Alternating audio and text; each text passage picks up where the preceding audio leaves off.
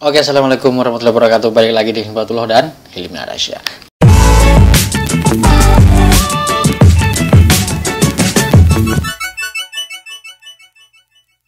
Oke, jadi setelah kita kemarin membahas tentang beberapa pilihan oli ya, jadi sekarang kita mau bahas lagi tentang tempat servis atau bolehkah pulsar diservis di bengkel umum ya. Ya, ini juga kemarin sudah saya bikin postingan dan alhamdulillah banyak sekali teman-teman yang berbagi ya melalui kolom komentar. Jadi kali ini mau kita bacakan. Oke, jadi untuk postingannya seperti ini. Emang iya ya pulsar nggak boleh bongkar mesin apalagi kelistrikan di bengkel umum? Kalau iya, apa alasannya? Gimana pengalaman kalian yang sudah pernah bongkar di bengkel umum? Nah, ini untuk tempat servis memang banyak sekali ya dipertanyakan, atau sudah bisa kita bilang pertanyaannya sangat umum ya, ditanyakan oleh para pengguna pulsar ya, yang mungkin masih baru-baru seperti saya yang masih pemula-pemula. Boleh nggak sih kita servis pulsar kita di bengkel-bengkel umum gitu ya?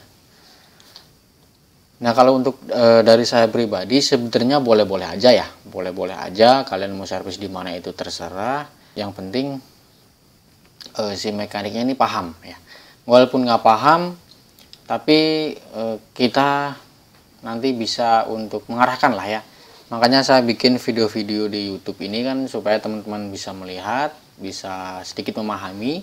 Ketika teman-teman tidak mempunyai keahlian untuk bongkar pasang, bisa dibawa ke bengkel dan bisa dikonsultasikan dengan mekaniknya, ini loh seperti ini, cobain seperti ini gitu ya. Jadi nggak masalah mau ke bengkel manapun, itu nggak masalah. Tapi mungkin dari teman-teman udah banyak sekali ya pengalaman-pengalamannya yang sudah pernah ke bengkel umum.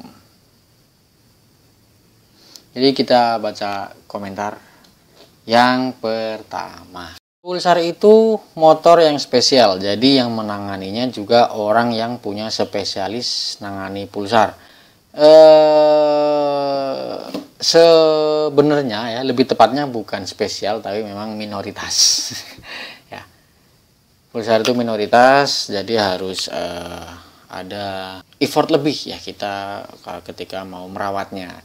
Termasuk kita mencari mekanik, yaitu ya sebisa mungkin yang memang sudah paham dengan pulsar.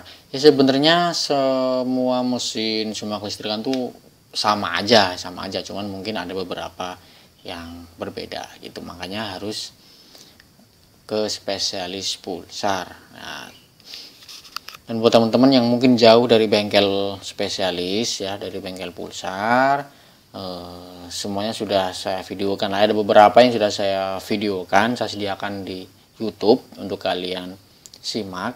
Kalau kalian bisa bongkar sendiri ya silahkan dibongkar sendiri, tinggal beli kunci-kunci dan spare partnya. Apabila kalian ragu, mending kalian bawa ke bengkel dan kalian tinggal obrolkan dengan si mekaniknya, seperti itu. Oke, kita lanjut ke komentar kedua. Berkat belajar dari Bang Hilmi, dari mesin dan kelistrikan semua saya tangani sendiri. Hebat, tanpa harus ke bengkel yang belum pengalaman di bidang pulsar. Alhamdulillah ya. Jadi di sini kita memang sama-sama belajar ya. Alhamdulillah apabila teman-teman ada yang mungkin sampai bisa menangani motornya sendiri, wah itu bagus. Jadi ketika nanti ada teman-teman yang mungkin sedang kesulitan, teman-teman bisa bantu. Lanjut ke komentar berikutnya. Pernah benerin mesin 3 kali di bengkel ngasal, selalu nyervis ulang, terakhir sampai jebol gara-gara ada yang kurang. Nah, ini dia ya. Jadi sebenarnya semua mesin, basic mesin motor itu hampir sama ya. Semuanya itu hampir sama, hanya saja mungkin ada beberapa part ya yang berbeda. Misalkan ada bos-bosan di noken as ya, atau o-ring di noken as, dan yang lain-lainnya ya. Kemudian yang paling penting adalah top mesin ya. Top mesin itu pada noken asnya itu semua motor tuh beda-beda ya. Jadi harus yang benar-benar paham ya. Kalau misalkan ke bengkel umum, yaitu seperti yang saya bilang tadi, teman-teman pahami dulu yang ada di video, yang ada di YouTube ya. Tutorial YouTube itu kan di video-video yang lama itu banyak sekali. Kalian pahamin dulu, kalian bawa ke bengkel dan kalian obrolkan dengan mekaniknya, ini loh, coba disetting seperti ini ya gitu ya. Jadi untuk menghindari kerusakan. Dan apabila teman-teman bisa nyervis sendiri, ya lebih baik diservis sendiri ya. Nah, ini sebenarnya semua jenis mesin sama, termasuk mesin pulsar ya, seperti yang saya bilang tadi ya. Cuman ada perbedaan di arah putar baut kopling di pulsar 135 dan adanya balancer di motor pulsar tertentu. Bentar. Yang mengharuskan kita ke bengkel spesialis pulsar adalah masalah pengadaan part dan substitusinya. Sudah barang tentu kita harus dan lebih baik datang kepada ahlinya. Jadi ya seperti yang saya bilang tadi ya, semua jenis mesin memang semua hampir sama. Cuman hanya ada beberapa yang berbeda, terutama pada settingnya dan letak-letak part-part kecil yang ada di dalam mesin itu kan tempatnya beda-beda. Cuma ada perbedaan di arah putar baut kopling. Nah, ini untuk baut kopling semua pulsar sama ya. Dia muternya untuk membuka dia ke kanan ya. Untuk mengencangkan itu ke kiri. Dan itu bukan hanya di pulsar kok ya. Di beberapa motor Kawasaki itu sama. Seperti Kawasaki KLX, kemudian Ninja Mono itu sama ya. Kemudian di motor-motor yang lain seperti KTM semua itu juga ke kanan. Dan untuk di motor Suzuki pun sama ya. Untuk motor Suzuki GSX, Satria FU itu juga ada baut yang membukanya ke kanan, tuh juga ada. Sebenarnya karena kita belum pernah aja gitu ya, kita belum pernah megang pulsar, jadi mungkin ada kesalahan, disangkanya sama seperti motor-motor yang pada umumnya, ya ternyata ada perbedaan. Yaitu yang saya bilang tadi, makanya teman-teman konsultasikan kepada mekaniknya ya. Oke, kita lanjut ya. Jadi yang mengharuskan kita ke bengkel spesialis pulsar adalah masalah pengadaan part dan substitusinya. Ya, untuk spare part, nah ini mohon maaf ya, akhir-akhir ini kan banyak sekali bengkel-bengkel pulsar yang bermunculan, yang baru-baru itu. Saya juga agak mengkhawatirkan juga ya, soalnya saya dulu pernah ya ke salah satu bengkel, adalah ya bengkel pulsar. Cuman memang untuk mekaniknya dia bisa dibilang hanya belajar dari Facebook dan dari YouTube ya. Untuk basicnya dia memang seorang mekanik, jadi dia hanya perlu membaca beberapa perbedaan-perbedaan atau beberapa settingan yang harus dilakukan di pulsar ya, dan dia sudah berani membuka bengkel pulsar. Dan saya pernah main ke sana, kita coba-coba, dan ternyata memang semua penyetingan kemudian pemasangan itu bener ya. Cuman ada beberapa spare part atau part yang dia sediakan itu tidak sesuai dengan spare part kepunyaan Bajaj. Ya mungkin sekarang udah mulai ramai ya, udah mulai bermunculan yang ketika kita beli online untuk bungkus ori Bajaj atau Aerox, ternyata dalemannya beda, bukan punya Bajaj. Jadi cuman seperti istilahnya kayak apa ya, kayak rebranding atau bukan. Intinya kemasannya ori tapi dalemannya enggak ya, gitu. Dan jadi karena pengetahuan si mekanik tersebut itu kurang dalam tentang spare part pulsar, jadi yang dilihat hanya bungkusnya pulsar, ya udah dibeli dan disediakan. Akhirnya begitu dilakukan pemasangan ada yang harus dirubah-rubah lagi ya, jadi kan pusing sendiri. Seperti itu. Jadi lebih baik cari bengkel yang mungkin lebih paham lah ya. Oke, kita lanjut.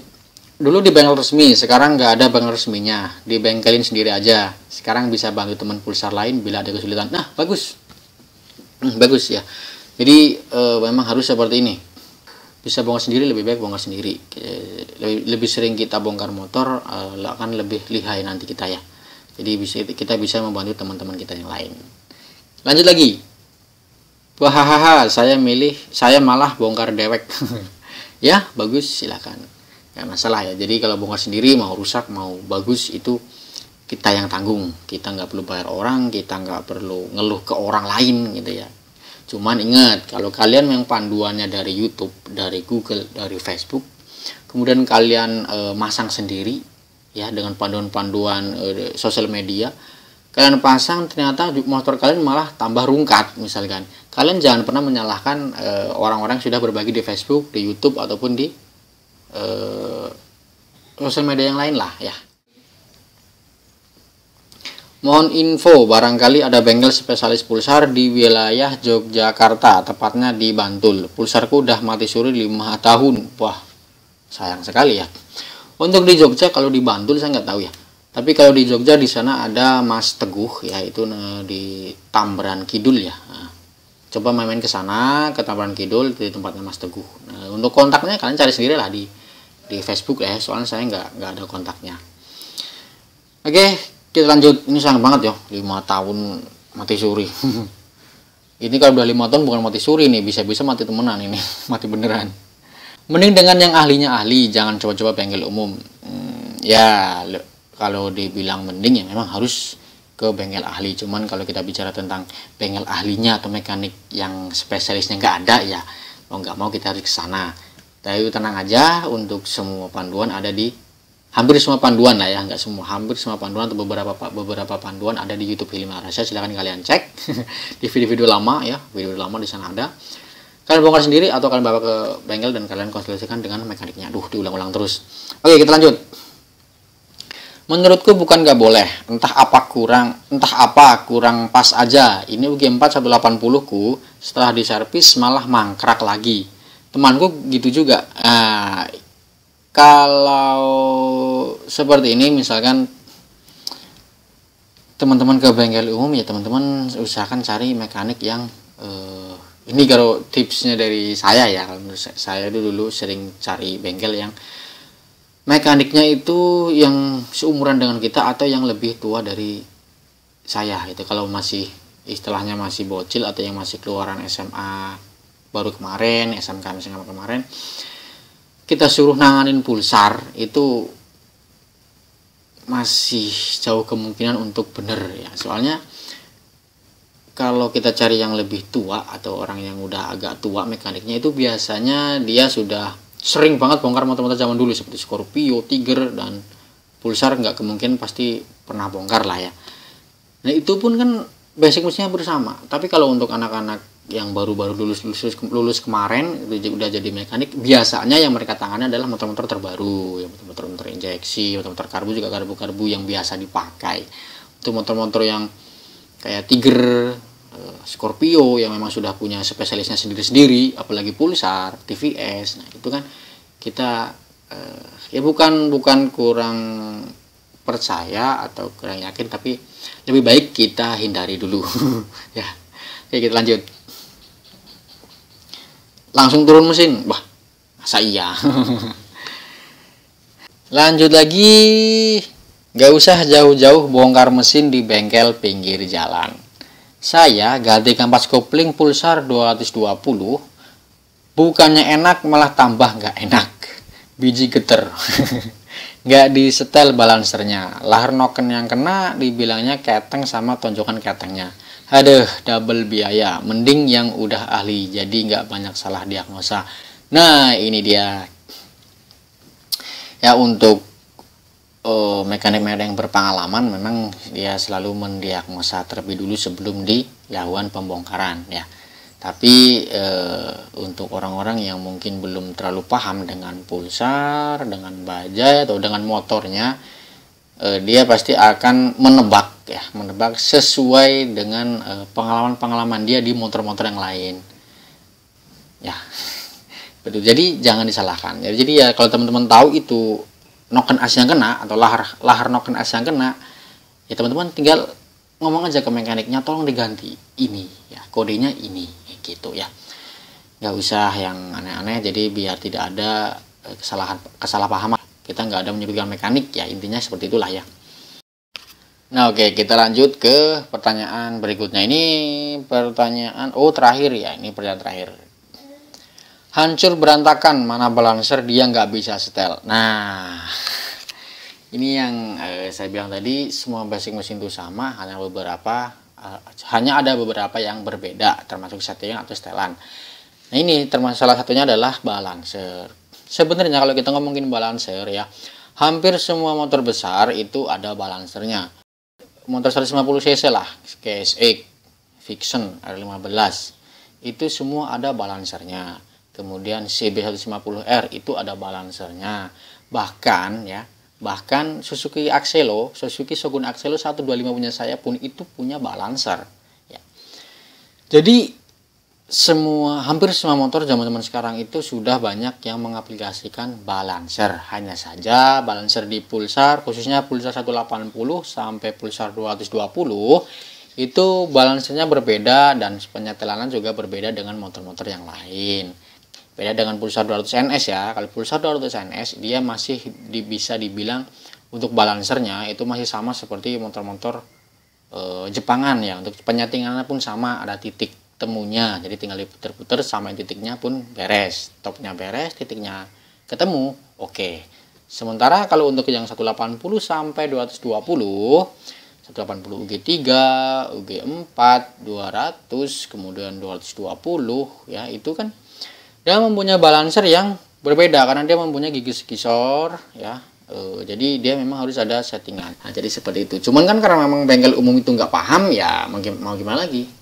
Kita sebagai orang yang punya motor, atau kita sebagai owner atau sebagai empunya motor ya, kita harus wajib cari informasi baik di YouTube, Facebook, Google atau dimanapun ya, cara settingnya seperti apa, tinggal kalian obrolkan dengan mekaniknya, ini loh seperti ini, coba ya, mohon maaf ya gitu. Jangan malah kita menggurui, nanti malah kita dilempar palu sama kunci Inggris ya, bencol. Ya, jadi seperti itu. Nah, oke, jadi seperti itu aja di video kita kali ini, semoga bermanfaat ya. Jadi buat teman-teman yang baru pemula seperti saya, jangan takut ya. Kalau mau beli Pulsar silahkan dibeli, dan usahakan teman-teman pahami dulu ya. Kalian carilah sedikit-sedikit informasi-informasi tentang servis Pulsar atau bengkel spesialisnya itu di mana sih gitu ya. Oke, seperti itu dia. Terima kasih sudah menonton, semoga bermanfaat. Saya Lima Rasya. Wassalamualaikum warahmatullahi wabarakatuh. Salam 1, 2, dan 3 busi.